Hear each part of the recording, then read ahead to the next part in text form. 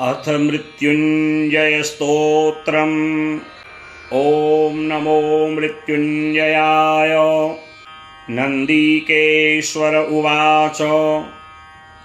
कैलासस्योत्तरे शृंगे शुद्धस्फटिकसन्निभे तमोगुणविहीने तु जरामृत्युविवर्जिते सर्वार्थसम्पदाधारे सर्वज्ञानकृतालये कृताञ्जलिपुटो ब्रह्मा ध्यानासीनं सदाशिवम् प्रपृच्छ प्रणतो भूत्वा जानुभ्यामवनिं गतः सर्वार्थसम्पदाधारी ब्रह्मलोकपितामहः।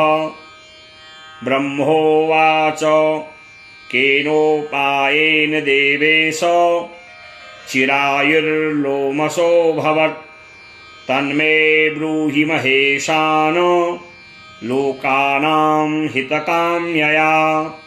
श्रीसदाशिव उवाच शृणु ब्रह्मन् प्रवक्ष्यामि चिरायुर्मुनिसत्तमः सञ्जातः कर्मणा येन व्याधिमृत्युर्विवर्जितः तस्मिन्नेकार्णवे घोरे सलिलौघपरिप्लुते कृतान्तभयनाशाय स्तुतो मृत्युञ्जयः शिवः। तस्य संकीर्तना नित्यं मुनिर्मृत्युविवर्जितः तमेव कीर्तयन् ब्रह्मन् मृत्युं जेतुं न संशयः।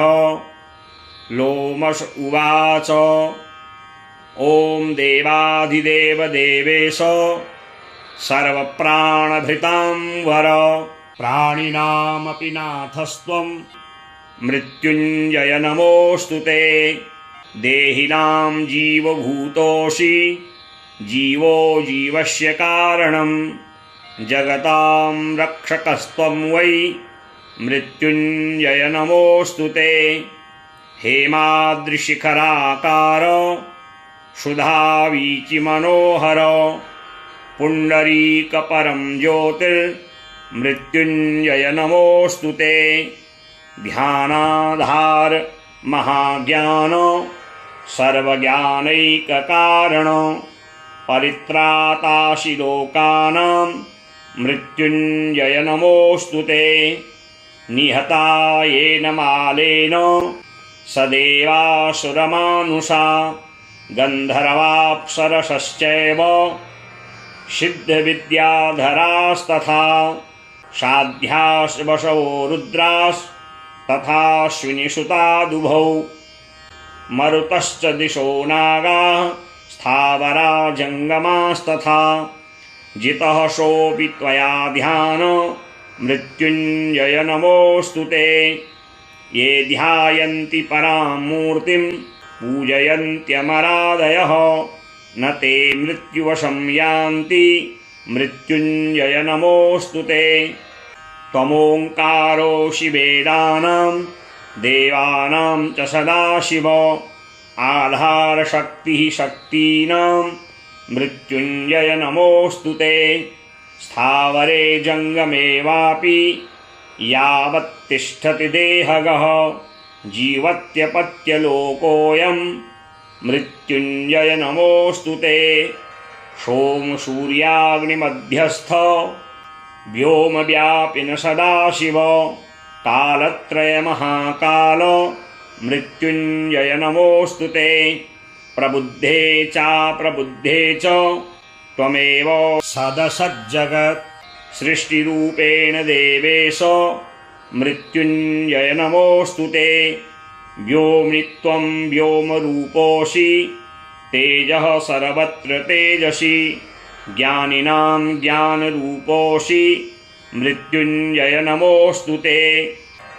जगज्जीवो जगत्यागः स्रष्टा त्वं जगतः प्रभुः कारणं सर्वतीर्थानां मृत्युञ्जय नमोऽस्तु ते। नेता त्वमिन्द्रियाणां च सर्वज्ञानप्रबोधक सांख्ययोगश्च हंसश्च मृत्युञ्जय नमोऽस्तु ते। रूपातीतः स्वरूपश्च पिण्डस्थपदमेव च चतुर्थाङ्गकलाधार मृत्युञ्जय नमोऽस्तु ते। रेचके वह्निरूपोऽसि सोमरूपोऽसि पूरके कुम्भके शिवरूपोऽसि मृत्युञ्जय नमोऽस्तु ते। क्षयं करोषि पापानां पुण्यानामपि वर्धनं हेतुस्त्वं श्रेयसां नित्यं मृत्युञ्जय नमोऽस्तु ते। सर्वमायाकलातीत सर्वेन्द्रियपरो भव सर्वेन्द्रियकलाधीश मृत्युञ्जय नमोऽस्तु ते। रूपं गन्धो रसः स्पर्शः शब्दः संस्कार एव च त्वत्ततः प्रकाश एतेषां मृत्युञ्जय नमोऽस्तु ते। चतुर्विधानां सृष्टीनां हेतुस्त्वं कारणेश्वर भावाभावपरिच्छिन्न मृत्युञ्जय नमोऽस्तु ते। त्वमेको निष्कलो लोके सकलं भुवनत्रये अतिसूक्ष्मातिरूपस्त्वं मृत्युञ्जय नमोऽस्तु ते। त्वं प्रबोधस्त्वम् आधारस्त्वद्बीजं भुवनत्रयं सत्त्वं रजस्तमस्त्वं हि मृत्युञ्जय नमोऽस्तु ते। त्वं सोमस्त्वं दिनेशश्च त्वमात्मा प्रकृते परः अष्टत्रिंशत्कलानाथ मृत्युञ्जय नमोऽस्तु ते। सर्वेन्द्रियाणामाधारः सर्वभूतगुणाश्रयः सर्वज्ञानमयानन्त मृत्युञ्जय नमोऽस्तु ते। त्वमात्मा सर्वभूतानां गुणानां त्वमधीश्वरः सर्वानन्दमयाधार मृत्युञ्जय नमोऽस्तु ते। त्वं यज्ञः सर्वयज्ञानां त्वं बुद्धिर्बोधलक्षणं शब्दब्रह्मस्त्वमोङ्कारः मृत्युञ्जय नमोऽस्तु ते। श्रीसदाशिव उवाच एवं संकीर्तयेद्यस्तु शुचिस्तद्गतमानसः भक्त्या शृणोति यो ब्रह्मन् न स मृत्युवशो भवेत् न च मृत्युभयं तस्य प्राप्तं कालं च लङ्घयेत् अपमृत्युभयं तस्य प्रणश्यति न संशयः।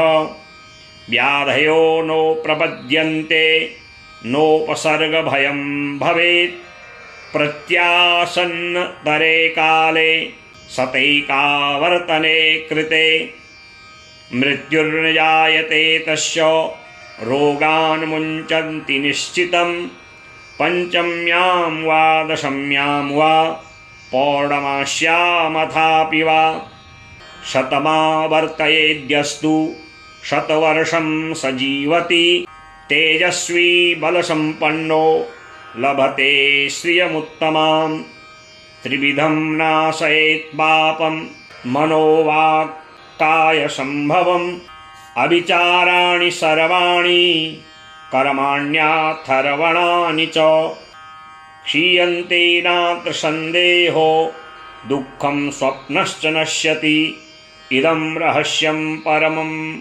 देवदेवस्य शूलिनः दुःस्वप्ननाशनं पुण्यं सर्वविघ्नविनाशनम्। श्री शिव ब्रह्म संवादे श्री मृत्युंजय स्तोत्रम। श्री मृत्युंजय स्तोत्र का नित्य पाठ करने से समस्त रोग भय दुख क्लेश दुस्वप्न का नाश होता है। श्री विश्वनाथाष्टकम।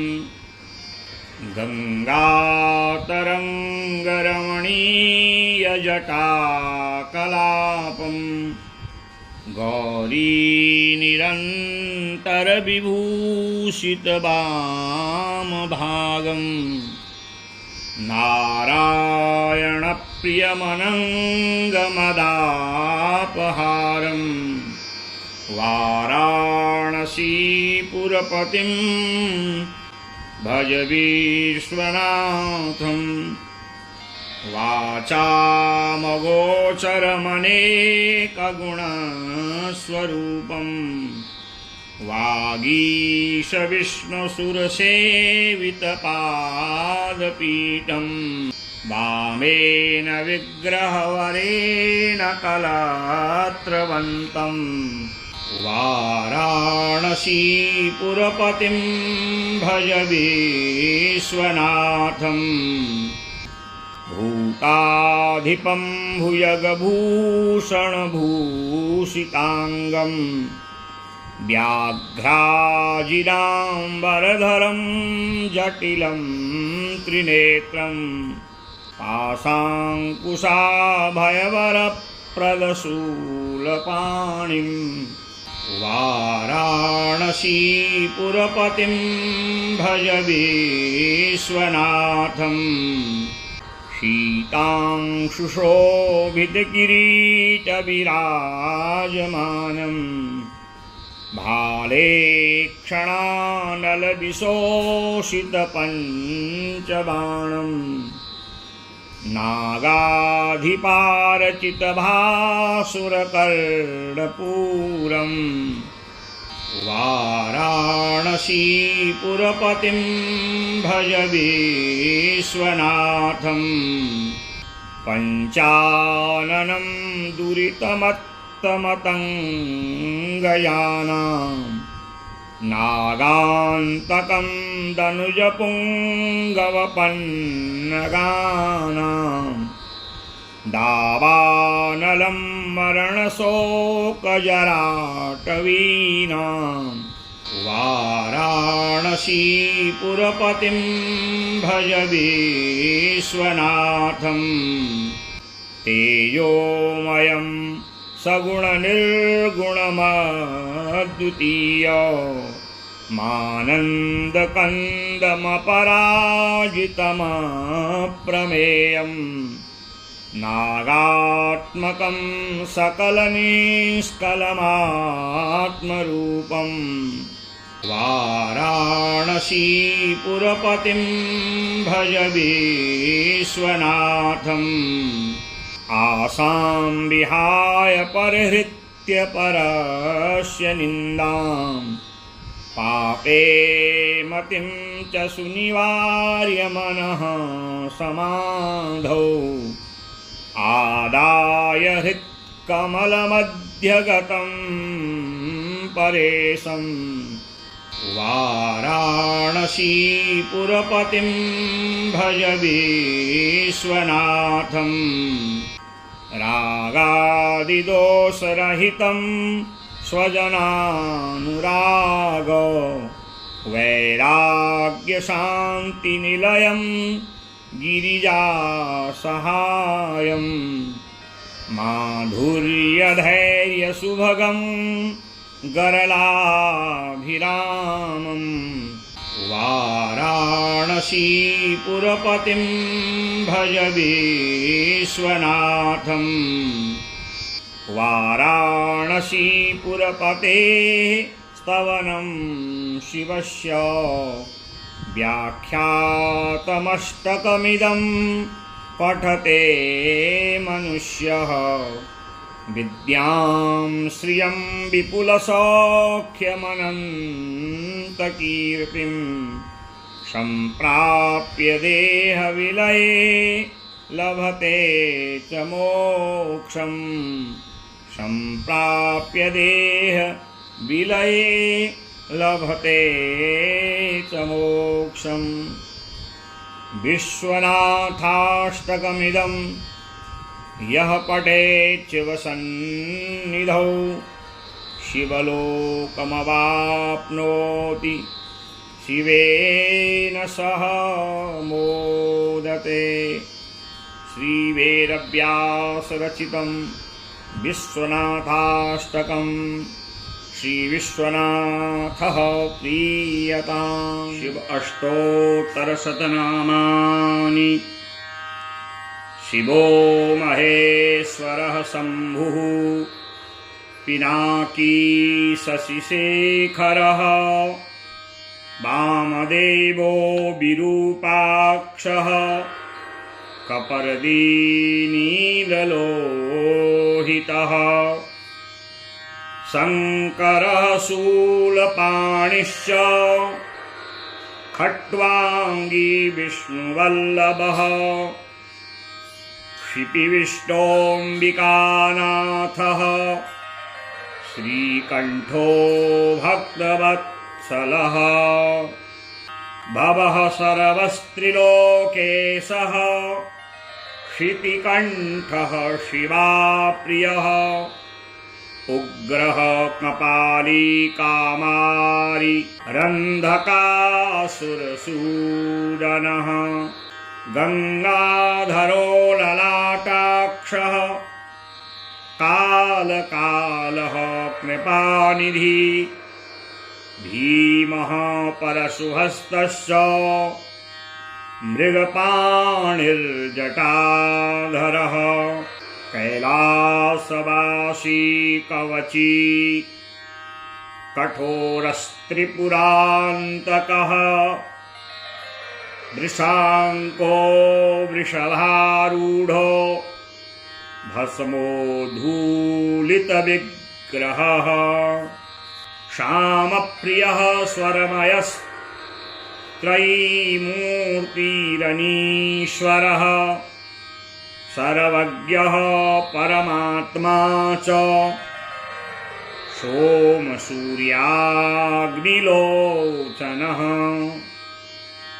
हविर्यज्ञमयः सोमः पञ्चवक्त्रः सदाशिवः विश्वेश्वरो वीरभद्रो गणनाथः प्रजापतिः हिरण्यरेता दुर्धर्षो गिरीशो नगः भुजङ्गभूषणो भर्गो गिरिधन्वा गिरिप्रियः कृत्तिवासः पुरारातिर्भगवान् प्रमथाधिपः मृत्युञ्जयः सूक्ष्मतनुर्जगद्व्यापी जगद्गुरुः व्योमकेशो महासेनो जनकश्चारुविक्रमः रुद्रो भूतपतिः स्थाणु रहिर्बुध्न्यो दिगम्बरः अष्टमूर्तिरनेकात्मा सात्विकः शुद्धविग्रहः शाश्वतः खण्डपरशु रजः पाशविमोचनः मृडः पशुपतिर्देवो महादेवो व्ययो हरिः पुष्पदन्तभिदव्यकरो दक्षाध्वरहरो हरः भगनेत्रभिदव्यक्तः सहस्राक्षः सहस्रपात् अपवर्गप्रदोऽनन्तस्तारकः परमेश्वरः। भगवान शिव महादेव के 108 नाम नित्य प्रातः सायं शिव पूजन शिवालय शिव क्षेत्रों में जो श्रवण करते हैं, वाणी से उच्चारण करते हैं, शिवलोकमवाप्नोति शिवेन सह मोदते। भगवान उन पर प्रसन्न होके संसार की यात्रा पूर्ण होने पर उन्हें अपने शिवलोक कैलाश लोक का वास कराते हैं। हरि ओम तत्सत, हरि ओम तत्सत, हरि ओम तत्सत।